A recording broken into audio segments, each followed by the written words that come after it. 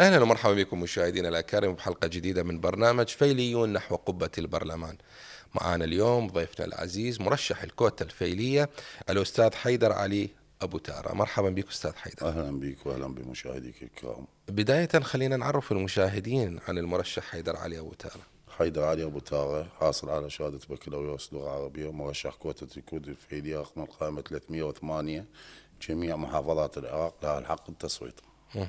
أستاذ حيدر، هل من الممكن أن نتحدث عن النشأة والعائلة والأصول وكيف أثرت جذورك الفيلية على حياتك الشخصية وتوجهك السياسي؟ بداية أني من مواليد 74، من محافظة واصل سكنة الكوت، من عوائل فيلية، من عوائل مرت بمراحل النظام السابق بالتهجير والإعدامات، من عوائل الشهداء، من عوائل السجناء، من عوائل المفصولين سياسيا.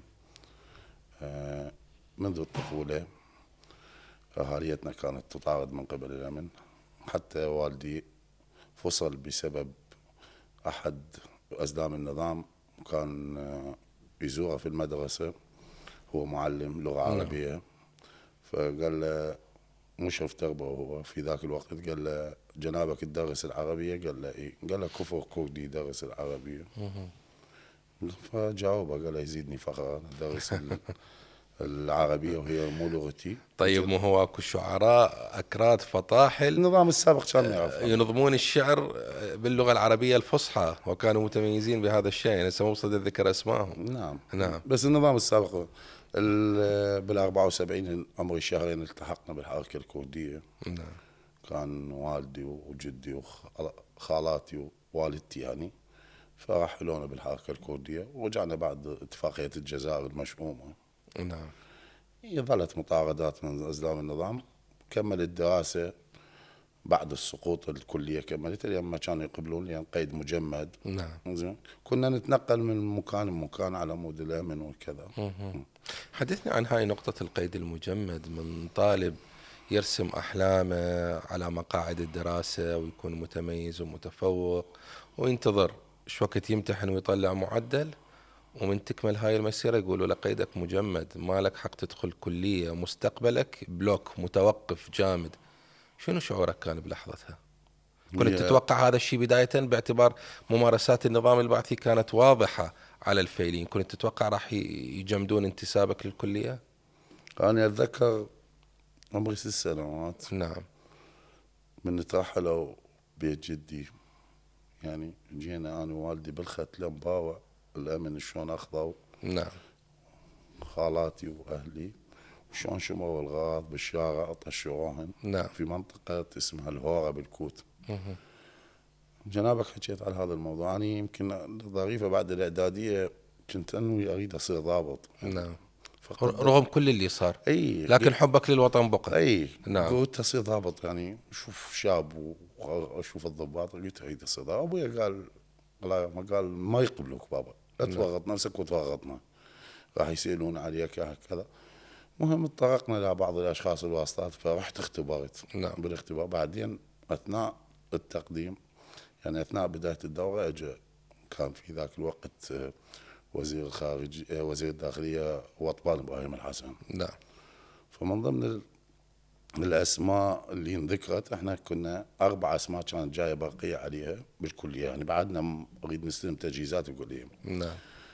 واحد من البصرة، والثاني من الناصرة، واحد من النجف، واني من الكوت كردي فيلي.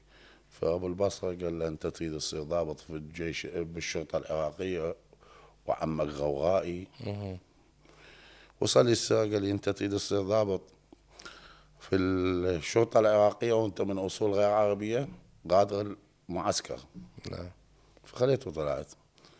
بعدين كملت معهد معلمين مسائي، بس بذاك الوقت عميد المعهد قال إذا ظلوا يدورون وراك الأمن أحفظ لك. نعم. حكم علاقته ويا والدي، كملت مسائي. فبعد السقوط، رغم أني يجوك يقولوا لك الوطن والعراق وتخدم عسكريا، نعم. قالوا شكو خريج معهد معلمين كليات جاي اليوم أحد الشخصيات السياسية بذاك الوقت، أي من هو يابا؟ عمر السبعاوي. فبالقاعة الإدارة المحلية كانوا مجموعة من الطلاب الخريجين بسنتنا ب98 يعني. نعم. فحكوا وكذا، فقاعدين ويا رفاق أعضاء قيادة وكذا، فأنا ما أدري شلون توازيت، رفعت إيدي. نعم. قلت أنا خريج معهد معلمين ومعيد للعائلة، أنا أدري والدي مفصول يعني من 86. نعم. المفروض ما أخذ هيك خدمة. انت هسه تعترف على نفسك احتمال يلغون شهادتك. أي المهم، فباوعت أحد نعم. ضباط الجنسية كان قاعد نعم. وبصفه أمين سر فرع حزب البعث، فناوشه ورقة. نعم. فهو باوع قال لي يا ولد، ناوش العمر السبعاوي اي ورقة. ناوش للأمين سر الفرع. نعم. وأمين سر الفرع ناوش هالعمر، خلاها قبالة على المين. قال لي يا ولد تريد تصير معلم في الحكومة العراقية وانت من أصول غير عربية، غادر القاعة. نعم. فمن ريد اطلع القاعة قال لي تغادر القاعة، اذا التفتت اخليك بالجنطة مال السيارة. فرحت يعني بذاك الوقت يعني شوية لمت والدي. نعم. شاب ويوهان امام مجموعة من الشباب نعم. والشابات. تريد تبدي مستقبلك، تريد تطل الوطن. فأيسنا. نعم. يسنا يعني حقيقة، رغم الأمن والمخابرات ما تركتنا يعني، كل ساعة شافتتنا للبيت يعني. قبل السقوط بيومين نعم. المخابرات شفتتنا. التهمة والحجة كانت انه انت من اصول غير عربية. بذاك الوقت بذاك العمر شنو فسرت هاي الكلمة، او هم كانوا يقصدون بيها؟ ادعاهم انه الفيلين من اصول ايرانية، لو يقصد لان انت انتمائك كردي؟ هم يعتبرون الكرد الفيلية اتهموهم بالتبعية نعم. لغرض ضرب القضية الكردية. بالضبط. هسه اذا يدعي انه السبب انه انت كردي، فهو حزب البعث يعني اعترف يعني مرغما بالحكم الذاتي للأكراد، والأكراد دائما هكذا كان يدعي ويرفع شعار أنه مواطنين عراقيين ولهم حق بالوطن وغيرها وغيرها. فبالتالي وين هذا الحق؟ صديقي العزيز، حزب البعث من كان يتهم الكرد الفيلية يعتبر الكرد الفيلية اقتصاد العراق. نعم. في ذاك الوقت، وكانوا ساندين للزعيم الخالد ملا مصطفى البارزاني في ذاك الوقت تبرعات. فأرادوا يضربون القضية الكردية والحركة التحررية الكردية، فبدأوا بتسفير الكرد الفيلية وتصدير باتباعهم التبعية الإيرانية. نعم. وكذلك قاموا بتهجير الكرد من كردستان لغاية تعريب دنيش مناطق إلى الجنوب ولا الغربية. نعم. هي الغاية منها ضرب قضية الكرد، قضية ملا مصطفى البارزاني. نعم. هذا وقبل يومين من 9/4/2003 من 9/4 احنا داهموا بيتكم. داهموا بيتنا يعني، من ضمن أحد ضباط المخابرات وما نريد نذكر اسم. نعم. الآن يداوم في الخضراء، يؤسفنا حقيقة. المهم شفت ما تدق الباب. نعم. طفر بالحديقة ودق باب الهول، فكنا نايمين احنا الولد والبنات. نعم. فغاد يدفع الباب، ابوي يدفع الباب قال له خلي البنات يقومون. فحقق ويا والدي. شي يدور هو البعث كله ساقط. اي بعدها يعني ومبينه هي احنا قبل هي يمكن حتى 10 بيها ايام 20 يوم درينا اتذكر الحكومة والدتي منتهية. قال لها تريدين تشوفين ابوك اخوك؟ قالت له الله يرحمه، قال ايش بدريش ميتين. قالت له كل هالدرجة. قالت له اذا تريدين تشوفين؟ قالت له اذا الله كتب لي عمر، اذا بقيتوا. شنو؟ قالت له اذا بقيتوا عود اجيكم. نعم. فهذا الكلام اتذكره انا، صار الحدث يعني باقي يومين وراها نسمع عفى الله عما سلف، عفى الله عما سلف.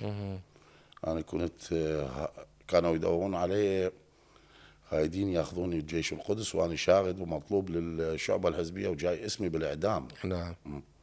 شعورك بذيك اللحظة، لحظة الحرية اللي نعلم بها انه هاي سنوات الظلم كلها انتهت، حلم يمكن ما يصدق. ما حد يصدقه. نعم. لدرجة عندي والدتي إمارة كبيرة يعني، من اجوا اثناء اعلان سقوط النظام، اجوا ولد عمتي من منطقة الحي. نعم. جايين اللي هم ويا المجاهدين يسيطرون على المحافظة، اجوني للبيت. فأنا كنت عبالي الأمن لو البعث، طفرت بالسطح هايدات فوق. نعم. يعني ولد بلغني قال لي اسمك ترى جاي بالشعبة. المهم فمن ضمنها والدتي سمعت، قالوا لي يلا تعالوا ويانا كذا سقط صدام كذا. امي قالت لي لا يما هذول يكذبون عليك، مو احنا صايره عندنا يعني بالانتفاضه بالتسعين يعني عندنا معدومين، نعم. ناس معدومين. فيما حتى صيحت بهم قالت يوم عوفوا كذا، قالت يما لا تكسرون ظهري. قال والله سقط، قال حتى هيك قال لي يا مرة خالد ترى والله سقط النظام. لدرجة سقط صدام عندنا النسوان الكبار. نعم. والدتي من ضمن النساء اللي قدمت دعاوى على النظام صدام، وجدتي في محكمة الجناية العليا من ضمن الشهود. نعم. فكنا نشاق وياها، قلت صدام بعد كانت تقول لي مالي ما حاجي هيك من الخوف يعني. نعم. لأن تفاجأنا بالسقوط من دخلنا أضابير الأمن جبناهم. نعم. لقينا ناس كانت تطب يمنا ببيتنا يعني تقعد ويانا وتكتب علينا. مع الأسف. ناس تقعد وتاكل وتشرب وياك وتكتب عليك. قلت لي الحجية كانت أحدى الشاهدات بالمحكمة الجنائية العليا. كان صدام أمامها موجود؟ لا بعد خلف الستارة. خلف الستارة. ردت أعرف شعورها شنو وصفت لكم من شافت الجلاد اللي على مدى سنوات ظالمكم وهو أمامها يحاكم بالقفص. تقول أنا بس بالممر لاقاني علي حسن مجيد. نعم. تقول يمكن تجاوزت أو غلطت. كان أحد أعضاء فريق الدفاع عن هذه القضية. نعم. حقيقة أستاذ صفاء الفيلي، صفاء يارقة. نعم. هو كان مختاري من قبل نشرفان بارزاني، فريق الدفاع كله لقضايا الكود الفعلية كان مدعوم من قبل أستاذ نشرفان بارزاني ورئيس بارزاني مسعود بارزاني. نعم. بهذا الموضوع. فتقول احنا بعد الستار يعني اخذوا افاداتنا قسم اليمين، تقول ما شفته يعني شخصيا. نعم.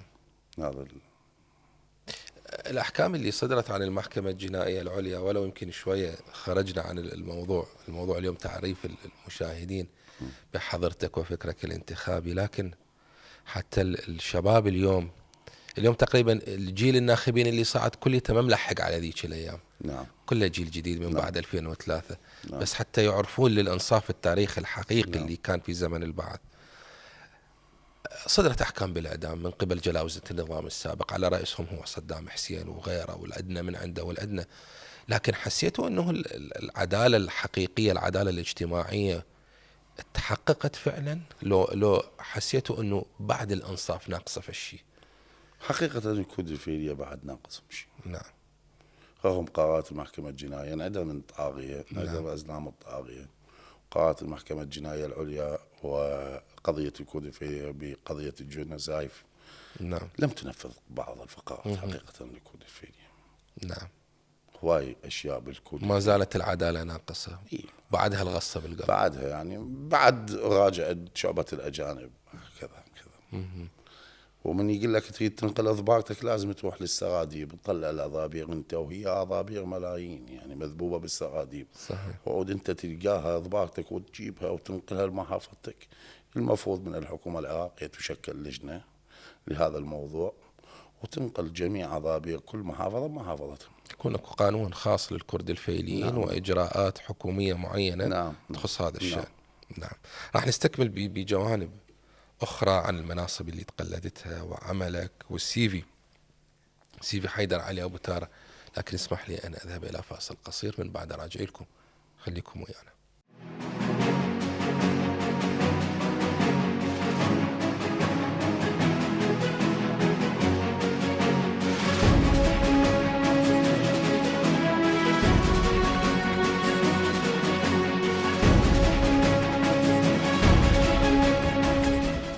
رحب بكم مرة أخرى أعزائنا المشاهدين من بعد الفاصل، ونستكمل هذا الحوار مع ضيفي العزيز مرشح الكوتا الفيلية الأستاذ حيدر علي أبو تارة. مرة أخرى مرحبا بك أستاذ حيدر.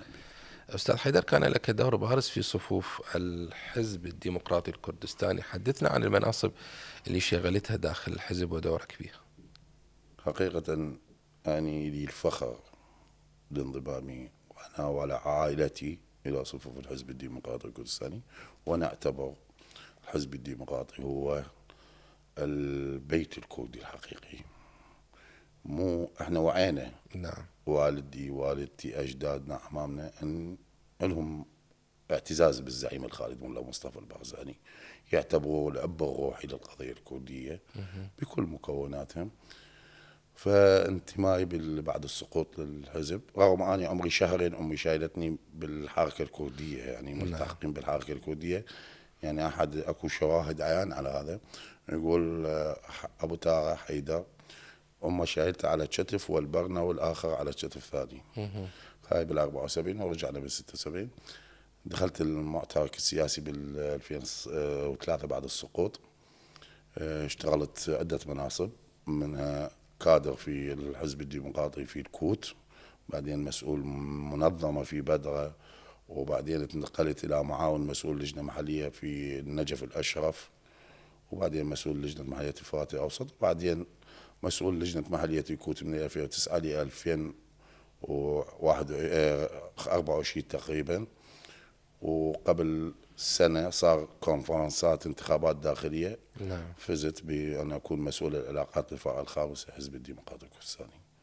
شاركت في مؤتمرين للحزب، كنت ممثل عن الكرد الوسط والجنوب، مؤتمر 13 ومؤتمر 14، وكذلك شاركت في مؤتمر المقابر الجماعية، ممثل عن وزارة شؤون الشهداء والموفرين في إقليم كردستان. في النجف الأشرف كان المؤتمر. نعم. برعاية السيد الحكيم. الحزب الديمقراطي الكردستاني إلى أي مدى ساهم بتبلور فكرك السياسي؟ الحزب الديمقراطي الكردستاني قضية الكرد الفعلية قضية مهمة عنده. نعم. يعتبر الكرد الفعلية، وهذا عن لسان الرئيس البارزاني، جزء لا يتجزأ من الشعب الكردستاني ومن الشعب الكردي ومن الأمة الكردية. وكذلك يعتبر الكرد الفعلية، قادة الكرد الفعلية هم مؤسسي الحزب الديمقراطي الكردستاني، والدليل الحبيب محمد كريم رحمة الله على روحه، نعم. زكي اسماعيل حقي وجعفر محمد كريم وغيرهم، جليل فعيلي وغيرهم من القادة الموجودين، والآن حاليا في إقليم كردستان موجودين من نخب من القادة والأساتذة الفعيلية الموجودين في القيادات الكردية. نعم. أستاذ حيدر، شغلت منصب مستشار نائب رئيس البرلمان لشؤون الكرد الفعليين الدكتور شاخوان عبد الله، ما أهمية هذا المنصب لمسيرتك السياسية؟ حقيقة مستشار لشؤون الكرد الفعلية يم دكتور شاخوان، دكتور شاخوان رجل محب للكرد الفعلية، وساهم في حل عدة قضايا للكرد الفعلية، وكان له دور رائع هو وكتلة البارتي بأن يكون مقعد الكوتا دائرة واحدة العراق كله، لأن كان محصور سابقا بالكوت. نعم. احنا عدة مرات التقينا به، وبتوصية الرئيس البارزاني ظل يأكد عليه أن يكون حاله حال المسيح، رغم هو مقعد واحد فقير، يعني مو قليل بالنسبة للكرد الفعلية وتضحيات الكرد الفعلية. الكرد الفعلية قدموا تضحيات لكل الأحزاب السياسية العراقية، بكل أحزاب إسلامية وأحزاب علمانية وأحزاب قومية. نعم. لكن هذا كان لهم دور. خدمت هواي ناس بحكم منصبي مع الدكتور شاخوان، ورجل سهل لي هواي أمور لحل قضايا الكرد الفعلية.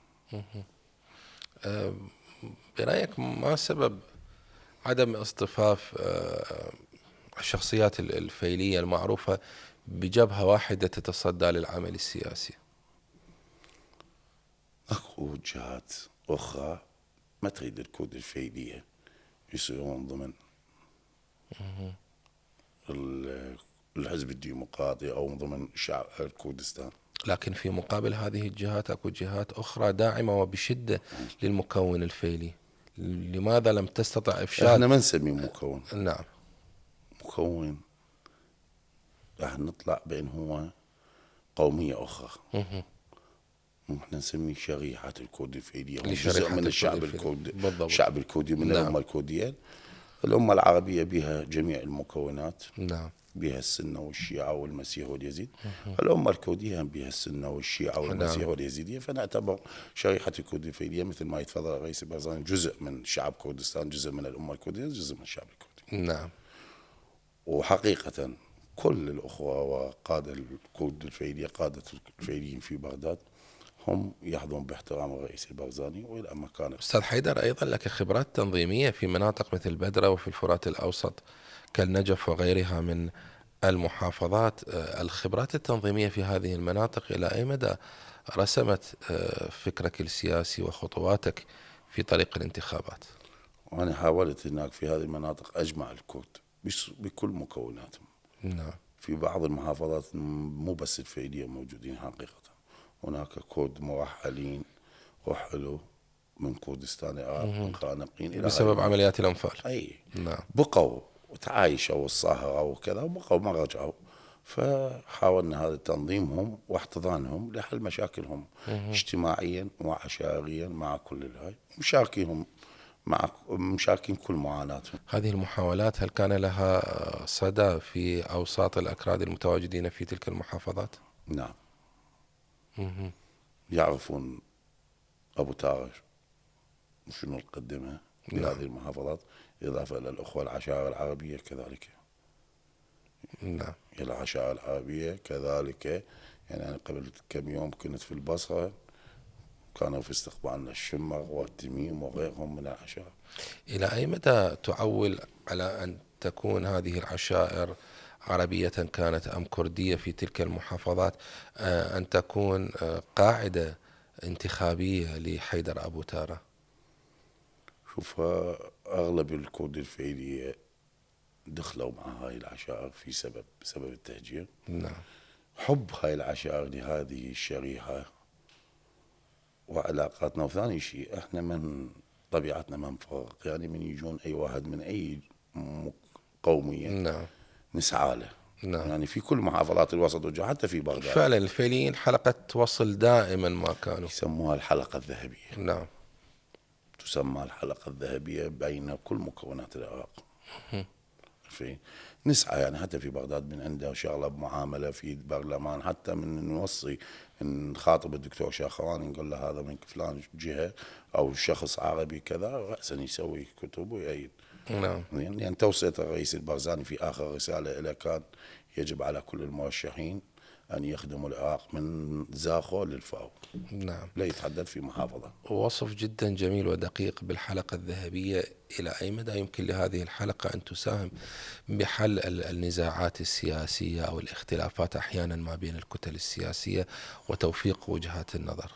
ان شاء الله المرحله الجايه اذا كان اللي يكون في قبة البرلمان يجب أن يركز في هذه لحل الخلافات مع جميع مكونات العراق. نعم. أن يكون قبة بيضة القبان. نعم. كافي هواية سنين وهواية دورات برلمانية كانت المناكفات السياسية هي اللي طاغية عليها. يعني أتوقع أن تكون هذه الدورة القادمة دورة مميزة. الشخصيات المرشحة أنا دا لاحظها على درجة من الوعي، على درجة من الوطنية. الكل يحاولون يبحثون عن التوافقات وعن الأمور الجامعة وليس عن الأمور التي يعني تخلق تباين ما بين مكون وآخر وشريحة وأخرى أو كتلة سياسية وتوجه سياسي آخر. قبل كل شيء أن يكون اللي يتواجدون في البرلمان يعني يفكروا بأنهم عراقيين جميعا. نعم. تحدثنا عن الكرد الفيليين. برأيك اليوم التمثيل السياسي أو لنقل الحصة السياسية بالمقعد المنفرد في الكوتا هل يمثل ثقل الكرد الفيليين الحقيقي؟ لا، يؤسفنا. مثلا احنا نقول المرحلة الأولى قدرنا أن نسوي دائرة واحدة العراق. نعم. هذا غبن حقيقة بشريحة الكرد الفيلي. نعم. بما قدموه الكرد الفيلي. زين، لكن أن مقعد واحد يمثل شريحة كبيرة قدمت تضحيات، قدمت شهداء، قدمت 22,000 شاب مغيب لحد الآن، 500,000 عائلة سفرت إلى إيران، هجرت. زين، قدمت تضحيات لكل الأحزاب السياسية اللي كانت إسلامية وإذا كانت قومية أو مدنية. هذا المقعد مو قليل بحق أسوة بالأقليات الأخرى. نعم. قليل. المفروض هناك مقعد في ديالى، مقعد في بغداد، مقعد في الكوت ومقعد في الجنوب. نعم. برأيك هل هنالك داعمين لهكذا توجه؟ تتوقع أن يكون هنالك إنصاف بالمرحلة القادمة؟ إن شاء الله. من برأيك سيكون داعم لهذه الفكرة أو لهذا القانون؟ الحزب الديمقراطي الكردستاني نعم. يكون داعم، كتلة البارتي تكون داعم، نعم. الشرفاء وليعرفون مدى تضحيات الكرد الفعلية سوف يكونون داعمين. ما الذي منع إنصاف الكرد الفعليين في السنوات السابقة منذ 2003 وحتى الآن برأيك؟ أول شيء التمثيل اللي الدورتين السابقتين ما كان بالمستوى المطلوب. نعم. ما شفنا ممثلين كرد الفعلية داعوا بحقوق الكرد الفعلية.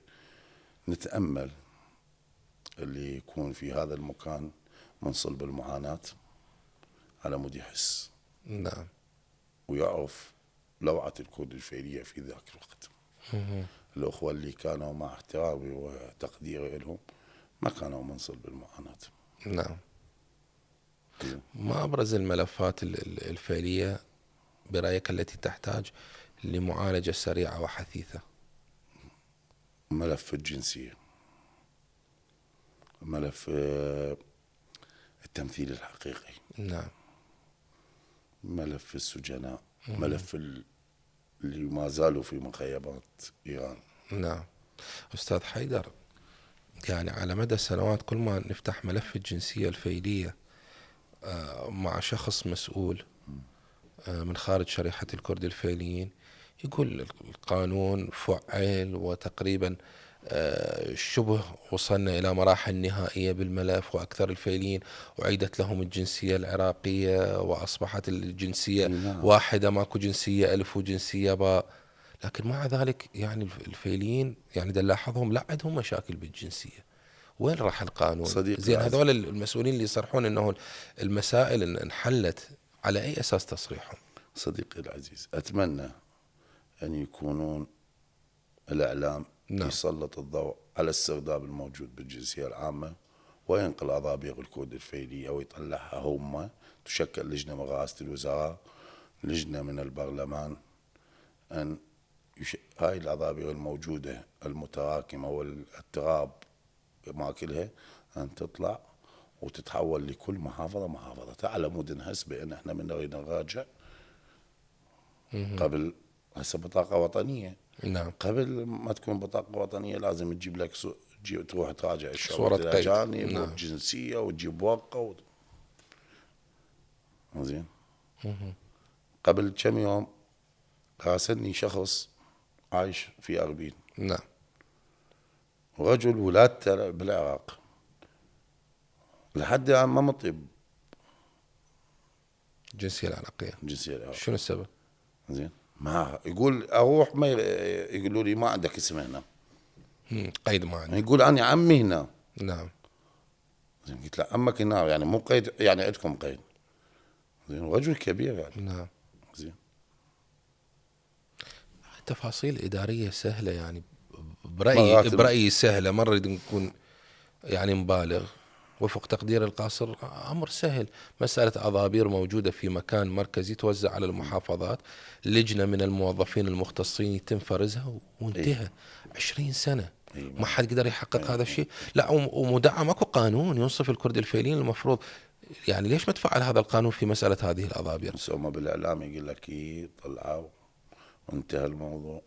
وأنا أكثر من مرة دكتور شاقة رجل دز على مدير الجنسية وحجة وكذا، قالوا لي تمام احنا حلينا الموضوع وكذا، بس الأضابير موجودة بالسرداب. يعني هسه إذا لازم الكرد الفعلي يروح هو يطلع أضباطه من السرداب، هم يقول لك روح للسرداب طلع أضباطك جيبها احنا ننقل لك. نعم. عشان تعرف هو السرداب هو أضباطين. طيب مؤسسة الدولة ليش ما تؤدي التعليمات اللي صدرت لها وفق قانون معين؟ أو نعم من ضمن القوانين المفصولين سياسيين، لجنة الفصل السياسي. نعم. يعني أخ يرجع بقرار فصل سياسي وأخت نفس المعاناة ترفض معاملتها. نعم. زين شلون هاي؟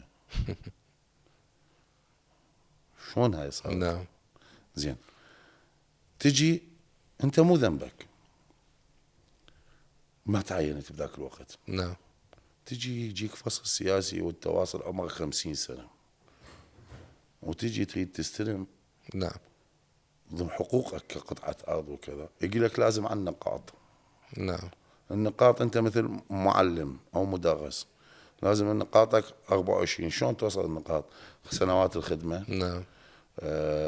أطفال، كذا. زين أنت سنوات الخدمة عندك مثل فصل السياسي يحسبوا له 5 سنوات. نعم.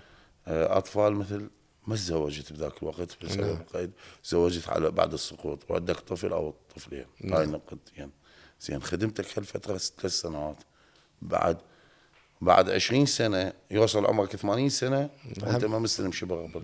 فعلا يعني ما تقدر تجمع هاي زين النقاط. تيجي تحكي ويا المختصين في هذا، والله هذا قانون. نعم. شو قانون؟ أنا مو ذنبي أخي. نعم. أنا مو ذنبي ما تعينت. أنا تخرجت ليش نعم. هاي يعني. إذا يعني الحديث مليء بالشجون والأحزان والهموم الفعلية التي ما زالت موجودة حتى الآن، بحاجة إلى إنصاف وتفعيل القوانين. نسبة نعم. الكود الفعلية بالتعيينات توزع للمحافظات هي 5%. نعم.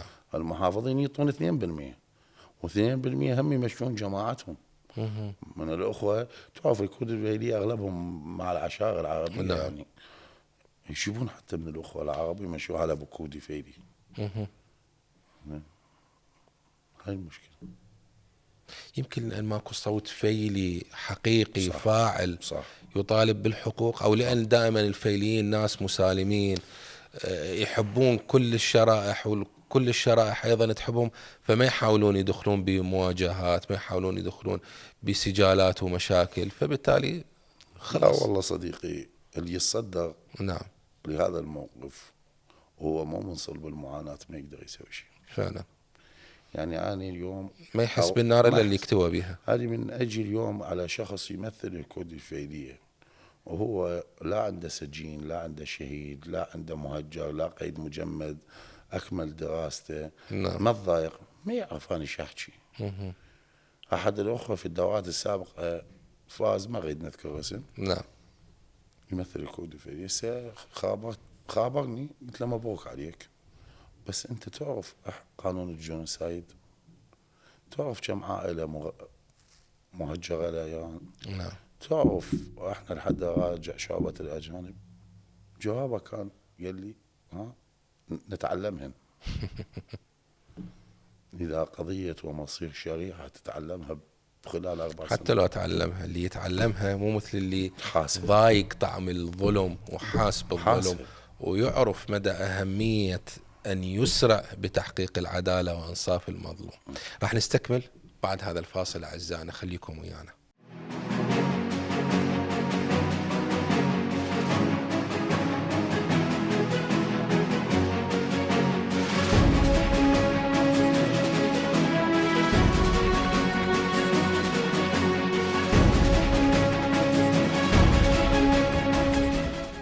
من بعد الفاصل نعود وياكم أعزائنا المشاهدين حتى نستكمل الجزء الأخير من حوارنا لهذا اليوم. أستاذ حيدر، تحدثنا عن نقطة كلش مهمة، وياها حسرة فعلا، ظلم الكرد الفيليين، وأنه قلنا النقطة الجوهرية أنه اللي يصدى للشأن الفيلي هو ما حاس باللوعة والظلم وما مجربها وما مر بهاي التجارب كلها، ما راح يقدر يصدى بشكل كامل، ما راح يقدر يؤدي دوره ومسؤوليته تجاه المجتمع وتجاه الله بشكل كامل، لأن يبقى قلنا اللي إيده بالنار مو مثل اللي إيده بالماء وما عايشها. لو أعطى الناخبين ثقتهم لحيدر أبو تارة، كيف من الممكن أن يفعل ملفات الكرد الفيليين بشكل حقيقي وينصفهم بخطوات فعلية؟ شنو الطريقة برأيك أستاذ حيدر للإنصاف؟ إن شاء الله الطريقة أن تتعامل بكل ملف بأسرع وقت. ملف السجناء، ملف الجنسية أول شيء، الضغط. نعم. الحقوق تؤخذ وليس تطلب. نعم. ناخذ حقوقنا ما نطلبها. نحاول حتى لو خلال هاي الفترة اللي نكون فيها بالبرلمان لو خلصنا 10% من إنجازات الكود الفعلية لأهلنا وناسنا. نعم. هذا حققناه بمساعدة الكتل ومساعدة كتلة البارتي. نعم. أستاذ حيدر، تحدثت من خلال السوشيال ميديا حضرتك وفي اللقاءات عن فكرة لتحويل أو بالأحرى هو أمل أيضا بتحويل محافظات الوسط والجنوب إلى نموذج إدارة وتنمية يشابه إقليم كردستان. حدثنا عن هذه الفكرة. نأمل نعم. وإن شاء الله بعض المحافظات استفادت من تجربة كردستان بحكم اللقاءات والعلاقات البرنامج التواصل بيناتهم، نعم. مثل محافظة واسط، محافظة بصرة، حكم علاقات الإدارتين مع أربيل. نأمل جميع المحافظات يكونن مثل محافظات كردستان، راح نكون حلقة الوصل اللي نقدر نقدمه لمحافظاتنا في الوسط والجنوب والفرات الأوسط عن طريق إقليم كردستان، راح نكون احنا حلقة الوصل. بالتالي هنا جميع أبناء الوطن راح يتعاونون في بناء وتنمية وازدهار البلد.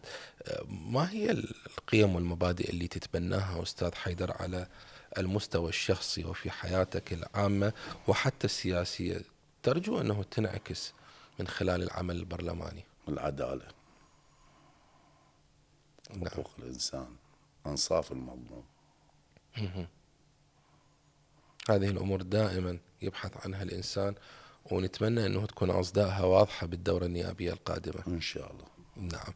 أيضا هنالك تساؤلات كثيرة، وبصراحة يعني هنالك جدال سياسي على أنه من الأفضل بعد ما تحول مقعد الكوتا الفعلية على مستوى العراق بأكمله أصبح دائرة واحدة لهم، أو أنه التمثيل السابق كان هو الأفضل. بالتالي يعني البعض يرى أنه التنافس راح يكون جدا قوي بعد أن أصبح العراق كله دائرة واحدة بالنسبة للفيليين. صح. طيب، لكن منو الأفضل إذن؟ أفضل هذا. الأفضل هذا رغم قوة التنافس. أي. نعم. الإنسان تبقى هو علاقاته نعم. ونشاطه وما قدمه في الفترات السابقة نعم. لكل الكرد الفعليين ولكل الكرد والأخوة المكونات الأخرى في العراق. نعم. مو شرط بس الكرد الفعلي راح يصوت، والكرد والجزء العربي هم يصوت لك. نعم. بحكم علاقات. بالتالي اليوم حملتك الانتخابية تشمل جميع محافظات العراق بما فيها أقليم كردستان العراق، وحضرتك ما شاء الله ذو علاقات واسعة منتشرة ما بين المحافظات. كيف تنوي توظيف هذا الانتشار لخدمة برنامجك الانتخابي؟ إن شاء الله حكون بخدمة كل أبناء العراق من زاخو للفاو، بالإضافة أني بوستراتي ويعني حتى في زاخو عندي أصدقاء اتصلوا بي قالوا أريد بوستراتك في أربيل، في دهوك، في السليمانية. نعم. كذلك في الغربية مجموعات تشتغل واخذت كارتات. نعم. وإن شاء الله نكون في خدمة أبناء العراق عامة مثل ما طلب الرئيس البارزاني أن تخدموا العراق من بصرة لزاخو. نعم. أستاذ حيدر، شخصيات بارزة بالمشهد السياسي العراقي أعلنت عن دعمها لك. نعم. ولمشروعك الانتخابي ولتوجهاتك الفكرية اللي كانت بارزة على مدى سنوات سابقة بخدمة العراق والعراقيين.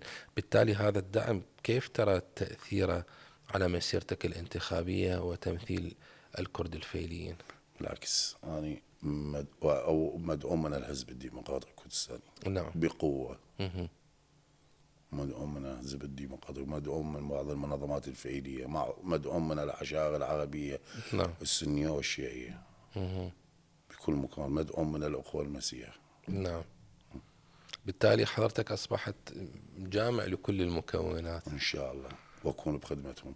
إن شاء الله. خدمة كل أبناء العراق. إن شاء الله.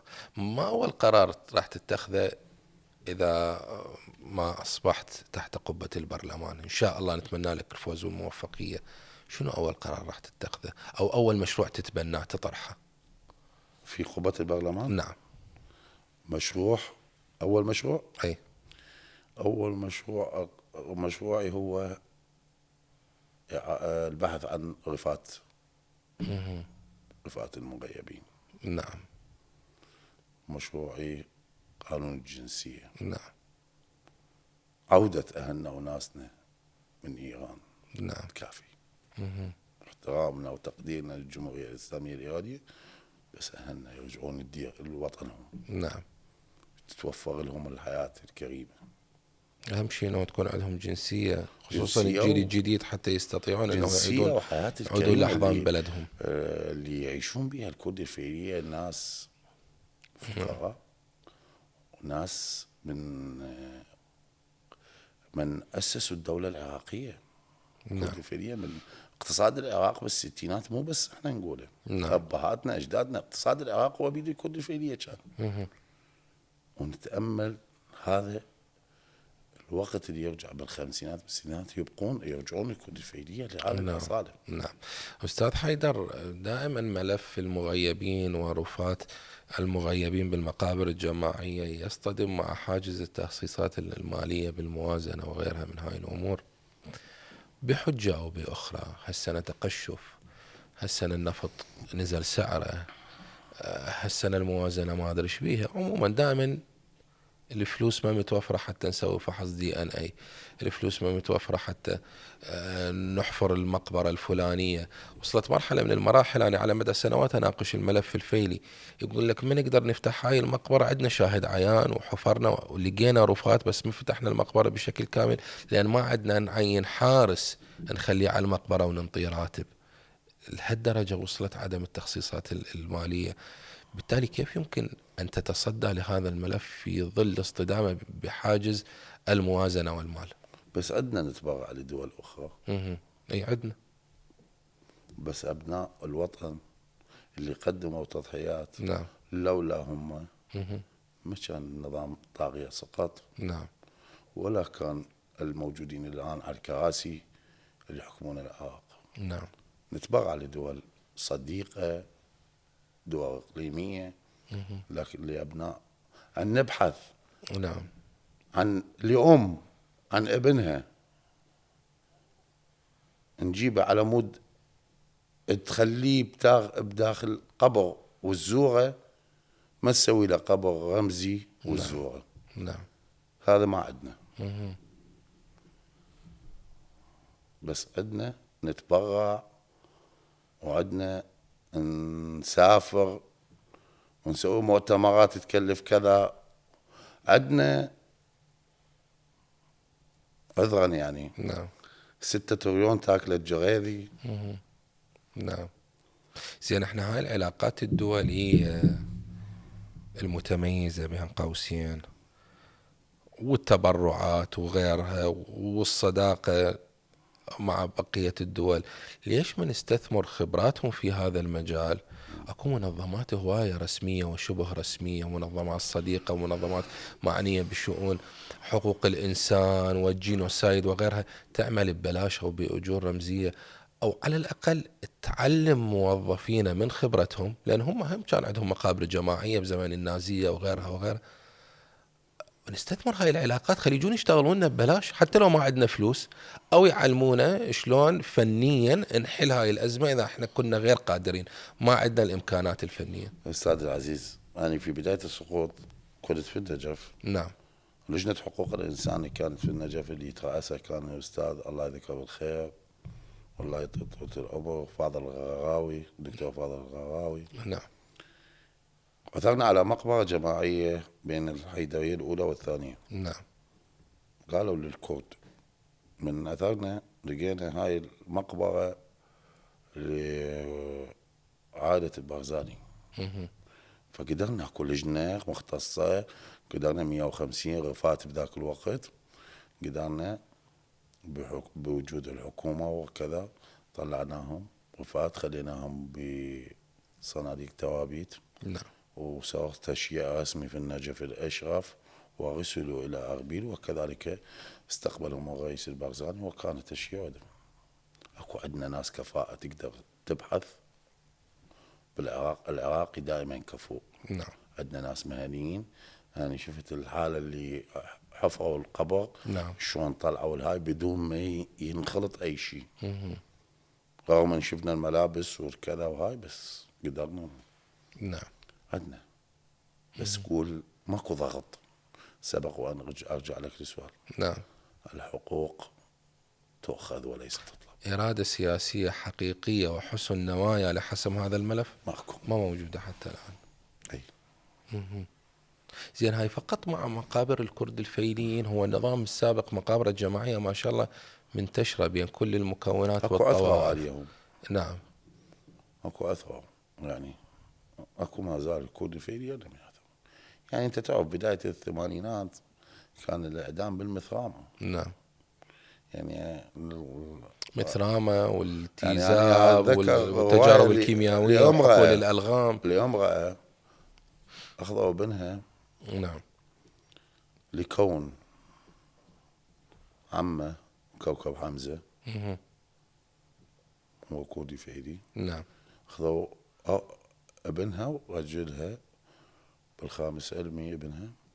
فمن سمعت راح يدموا وطت فلوس للرجال الأزدام النظام، قالت له من تريد تذب ابني بالمثرامة للذبة مرة رجده، ذبة مرة راسه قبل على مدير لا يتألم ويموت رأسا. لا حول ولا فلوس. قوة إلا بالله. لهالدرجة كانوا مستغلوا. يمكن احنا بالفاصل تحدثنا عن انه اليوم راح يشارك بالانتخابات جيل جديد لم يعي ما كان يحدث قبل 2003. أقصى درجات وعي حاليا بما كان يمر به العراقيين هو السوشيال ميديا. نعم. يوتيوب، لقاءات التلفزيون. نعم. نعم. قسم منها يصدق، قسم ما يصدق هو هم معذور، لأن الإعلام دائما للأسف أكو إعلام أصفر مضلل. صح. ونرجع ونقول اللي عاش اللوعة مو مثل اللي يسمع نعم. عنها. كيف ممكن أن نوعي هذا الجيل ونبقي القضية ما تموت؟ وشنو الرسالة اللي توجهها للجيل الجديد من الناخبين اليوم بكافة انتماءاتهم؟ الإعلام ضروري. الإعلام العراقي يعيد وأن تدرس قضايا جرائم النظام البائد في جميع المراحل، خلي يعرفون نعم.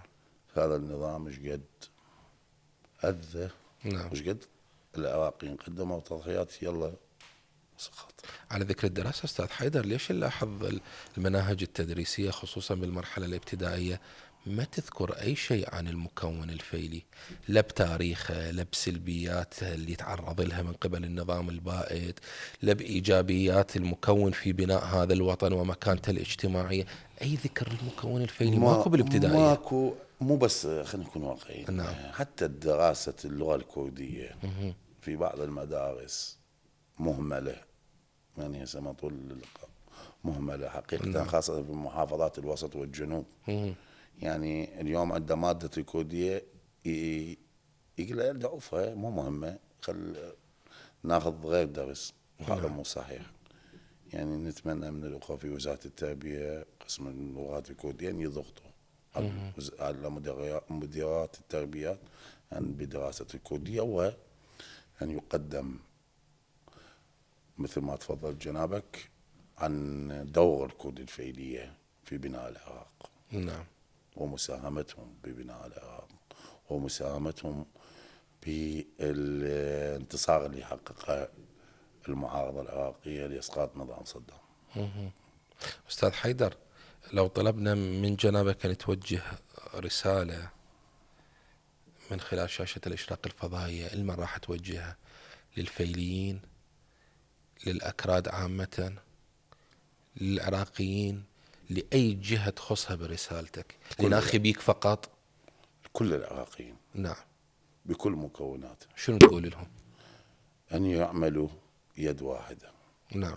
كافي بعد طائفية ومذهبية ونزاعات وخلافات سياسية.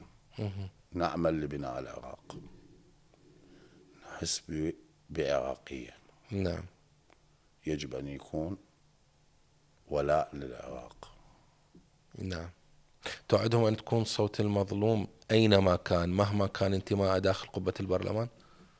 نعم. سوف نكون مدافعين عن كل مظلوم من زاخو للفاو. واحنا بدورنا نتمنى لك الموفقية بالسباق الانتخابي، واشكرك جزيل الشكر على هذا اللقاء، وآسفين اذا ما كنا رجعناك لزمن قاسيت به انت وعائلتك. بصراحة حسيت بمرارة الذكريات وأنا جالس أمامك وألاحظ لغة الجسد وكيف كانت تعابيرك وحزن الكلمة اللي تطلع من عندك من خلال إجابتك. جائز المشاهدين خلف الشاشة ما يلاحظون هذا الشيء، لكن القريب وجها لوجه يشعر بمدى اللوعة. شكرا لجنابك، شكرا لمشاهديكم. الماضي لا ينسى ولازم يبقى حي حتى ما نكرر نفس الخطأ ونفس التجربة المرة. نزرعه بأبنائنا. نعم. على مود يعرفون الوقت اللي هسه هم جاي يعيشوه مو احنا اللي عشناه. نعم. زين، هذا اللي هسه جاي يعيشوه راحت ضحاياه من كل مكونات العراق. نعم، لازم يعرفون ايش قد ثمينة هاي الفرصة اللي دا تعطى لهم حاليا. نعم. ويقدروها ويعرفون شلون يتعاملون معها. شكرا جزيلا لك ضيفي العزيز، والشكر لكم أحبتي لحسن المتابعة. إلى اللقاء.